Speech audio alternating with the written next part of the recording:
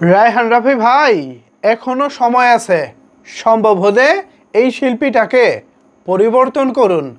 কথায় আছে, খাবার যতই ভালো হোক না কেন একই খাবার কিন্তু বারবার খেতে ভালো লাগে না। এ কারণে খাবারে ভিন্নতা আনতে হয়। ঠিক সেভাবে এই শিল্পীটিকে পরিবর্তন করা এখন জরুরি হয়ে পড়েছে। বলছি প্রীতম হাসানের কথা।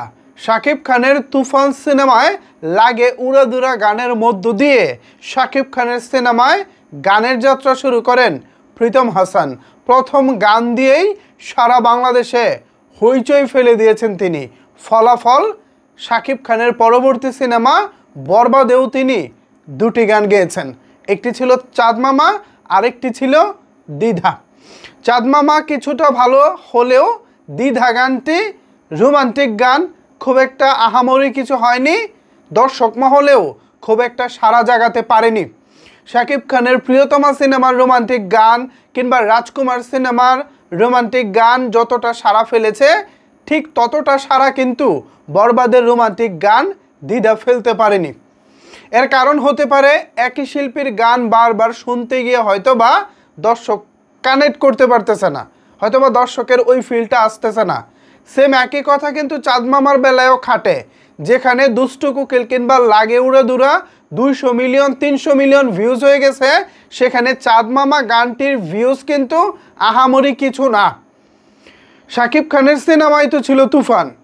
তো সেই সিনেমার গানগুলো যদি 200 মিলিয়ন 300 মিলিয়ন হিট করে, সেখানে বরবাদে প্রীতম হাসানের গানগুলো হিট করলো না কেন? এর কারণ হচ্ছে দর্শক বৈচিত্র্য চায়।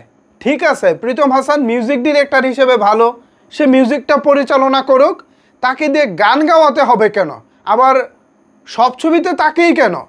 এই প্রশ্নটা দর্শক আপনাদের কাছে আমি করতেছি, পাশাপাশি রায়হান রাফি ভাইয়ের কাছে আমার প্রশ্ন।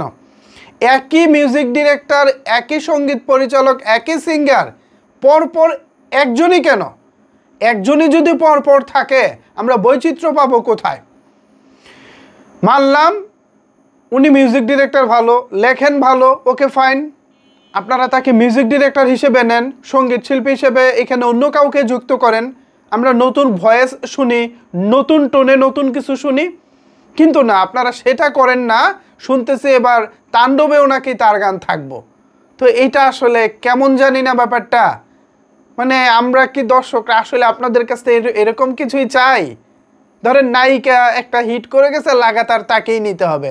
কোনো একজন গান গেয়ে হিট হয়ে গেছে, এখন লাগাতার তাকেই নিতে হবে। ভাই বৈচিত্র্য আনেন ভাই, প্লিজ বৈচিত্র্য আনেন। যতটুকু খবর আমার কাছে আছে, তাণ্ডবে গান গেয়েছেন প্রীতম হাসান, পাশাপাশি মিউজিক করেছেন এবং তিনি নিজে গান গেয়েছেন। তো এখনও সময় আছে, তার মিউজিকটা থাকুক, গানের শিল্পীটা পরিবর্তন করে দিন, একটু বৈচিত্র্য আনার চেষ্টা করুন। একই জিনিস বারবার যতই ভালো হোক খেতে ভালো লাগে না, যার প্রমাণ বরবাদে প্রীতম হাসানের করা গানগুলোর ভিউজ।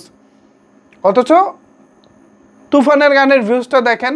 দর্শক, বিবেচনাটা আমি আপনাদের হাতে ছেড়ে দিলাম এবং তাণ্ডবের যারা কর্তৃপক্ষ আছেন তারাও বিষয়টি বিবেচনা করে দেখবেন। ধন্যবাদ সবাইকে এতক্ষণ আমার সাথে থাকার জন্য।